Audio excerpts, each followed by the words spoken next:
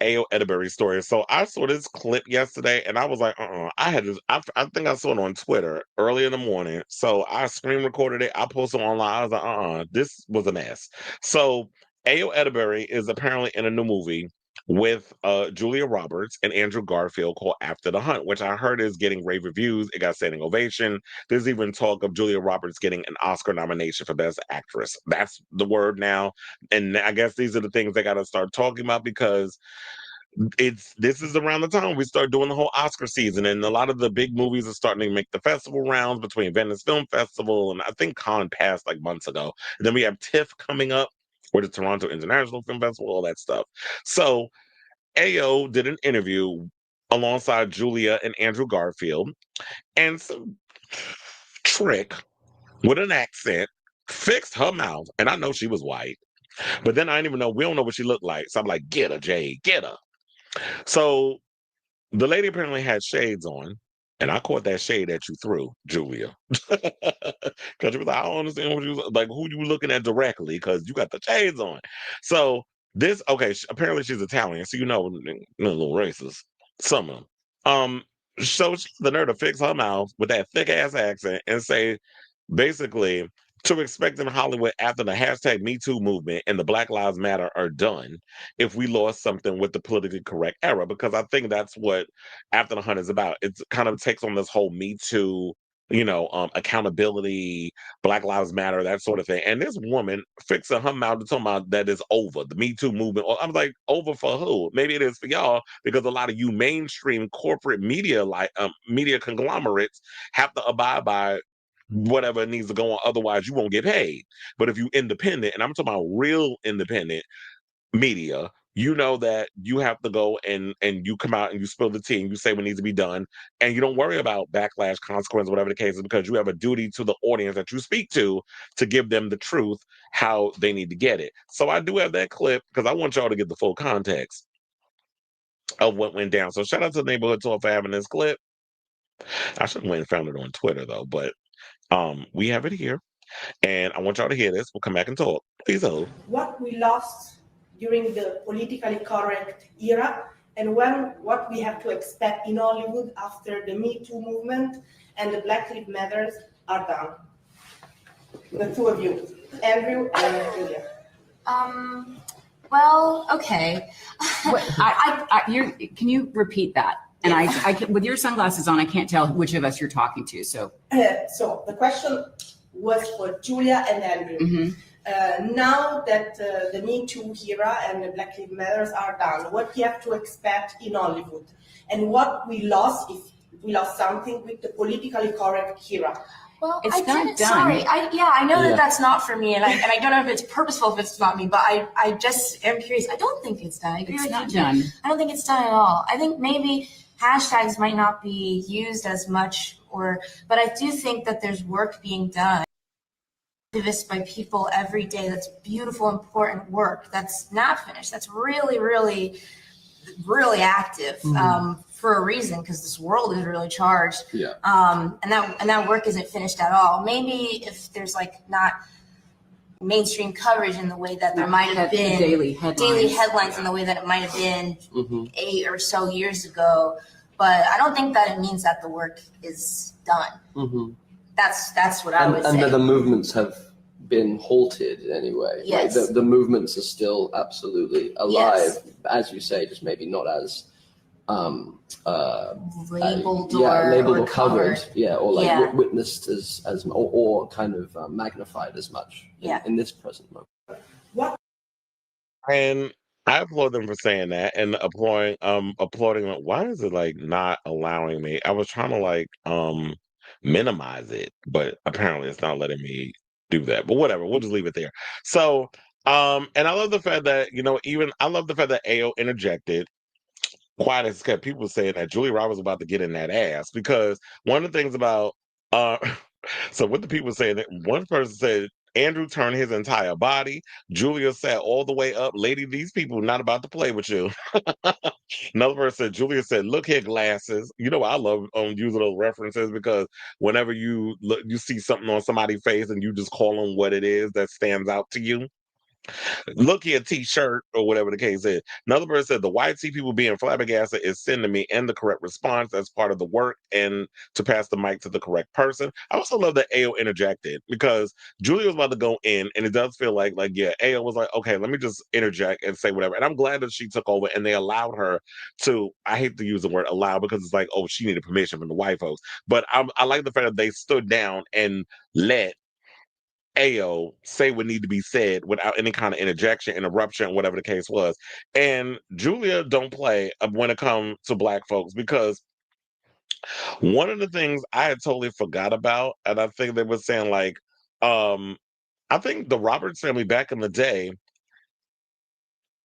didn't her family own like a series of schools or whatever, and they were like allowing, and they were good friends with like Martin Luther King and his family and that sort of thing. And they were like black kids where they were being like not allowed to integrate in other schools, that black kids actually attended the schools that Julia's parents I believe owned. Yeah, they said that Martin Luther King paid for her parents' hospital bill when they birthed her. Julia doesn't play about civil rights. um I was trying to find the thing, but there's so many damn posts in here if I remember correctly. um and to me, I feel like, yeah, that's some diabolical ish. Like, first of all, you purposely left AO out of the conversation. How you gonna ask why? And this is what kills me about it. And y'all sit up here and try to say racism don't exist in the industry or in Hollywood. It does. And even in 2025, this is still how we doing this mess. When you are, oh, I'm gonna ask Julia and Andrew why, because they're the bigger names. You don't know who the fuck AO is. AO is a multiple Emmy award winning actress. She's on a show called The Bear. She's done a bunch of other things as well. But AO is not some girl that just randomly was just thrown in a movie, and this is like her first time at the rodeo. So I'm like, bitch, what you gonna do is you gonna put some respect, as I try to over exaggerate like I'm Billy Porter, on this girl name, and stop playing in my face. And got the nerve because why? Julie is the bigger name, and Andrew Garfield, somebody who's big in his own right and well known, that you're gonna just give them the ability to say what need to be said. So no, that disrespect. And I'm like, I'm glad that she was classy based about it, because I'd have ate her ass up. And I would not be surprised if once them cameras stop rolling, Julia went in and let have on that lady with what all the things that she was saying. Oh yeah, they said, don't play with Julia about women or civil rights. She will read you to filth. Her boots have been on the ground since she hit the ground. Um, so yeah, I love the fact that a lot of people in the comments was very team Julia on this. Andrew Garfield been like, "What the fuck is going on? I'm gonna turn my whole body over in this direction." Like, and that's a sign that he was closed off by her going in with that question. So I think this might be it. So there was like, I love me some Julia Roberts and she loves us. Julia Roberts and Martin Luther King Jr.'s family share a close friendship originating when Roberts' parents, who ran an integrated theater school okay, that's what it was, a theater school in Atlanta, welcomed Coretta Scott King's children. This friendship led to the Kings paying Roberts' hospital bill when she was born in 1967, a fact later shared by Roberts and confirmed by Bernice King. The connection highlights an unlikely bond between the families during a time of racial segregation in the South. So that was one of the things, and it's like, you know what? We may be going in on this reporter, but I will say this.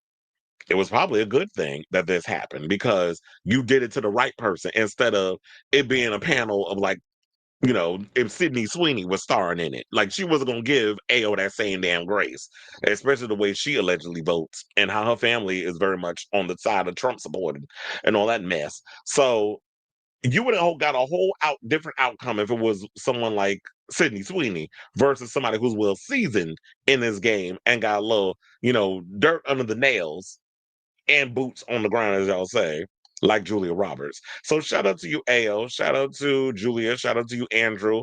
I definitely want to check out this movie After the Hunt when it comes out. I don't know, is it going to be on like Netflix or something? I don't know if it's going into um the theater. Oh wait, so they also said following the interview, the journalist, oh, they said her name, Chad. So her name is apparently Federica Polidoro. Go get her online. No, I'm just playing. Not really. Made a statement on her Instagram that seemed to only make matters worse. Okay, okay, then get her, Jade. Go after her. Eat her ass up. Because the bitch don't get it, clearly. Polidoro claimed that she was subjected to personal insults and attacks for the question she asked, saying she was being unjustly accused of racism. Well, bitch, if it walked like a duck and it talked like a duck and it act like a duck and it smelled like a duck and it wipe its ass like a duck, then it's clearly Federica Polidoro. So what the fuck you talking about, dummy? It is, you are, that is what it was. When you go and ask a question, it may not be a full-on racism, because here's what I think that a lot of you clear folks, and this is what I'm talking about, the racists. I'm not talking about regular white people. Regular white people who are very much allies to black folks, y'all can stand down with this situation. I'm addressing all them racist ass clear folks. A lot of y'all think that by the biggest extreme to be considered racist, you got to drop the N-word. Okay, nobody said you had to be Paula Dean. Nobody said you had to come out and say full on nigga, nigga, nigga, nigga. Nobody said you had to say all of that. But there's a such thing as called microaggressions. And what you did in that interview was a microaggression, especially when you're talking about Black Lives Matter and Me Too, which, sidebar, quiet as it's kept, I should probably say, Me Too was started by a black woman. Hello. So, when you go and you say certain things, there's certain things called microaggressions. There's not only one way to be racist. There's not only one way to give an unconscious bias towards black people. It's not just saying the N-word. So I don't understand. So I just feel like a lot of you dumb clear folks, the ones that just walk around with rose-colored glasses on all day and blinders, I just feel like a lot of y'all just don't get it. So she went on to say, to date, I'm not aware of any protocol that dictates the order in which questions must be asked in an interview. It's not about the order of the questions, you dummy. It's literally about how you presented the question. And when you ask the question, you only were like, well, it's specifically to Andrew and Julia. So when you ask a question about Black Lives Matter, how do you exclude the black girl that's on the stage and only want to address it to the white people? How does that not compute? Censoring or delegitimate, oh fuck, I can't even talk. Delegitimizing what? Questions. I don't know what's wrong with my brain today. Considered uncomfortable does not fall within the practice of democracy. Okay, bitch. Like, what the fuck you know about democracy? Before adding that she interviews people of every background, we don't give a fuck that if you interview every person of every background, ethnicity, would you want a goddamn cookie?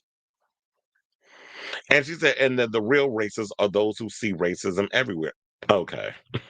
Go eat her ass up in the comments and let me know what y'all said. So I say all this to say, what do you think of this story? And what do you think of dumbass reporters who just say stuff but just don't understand people in life?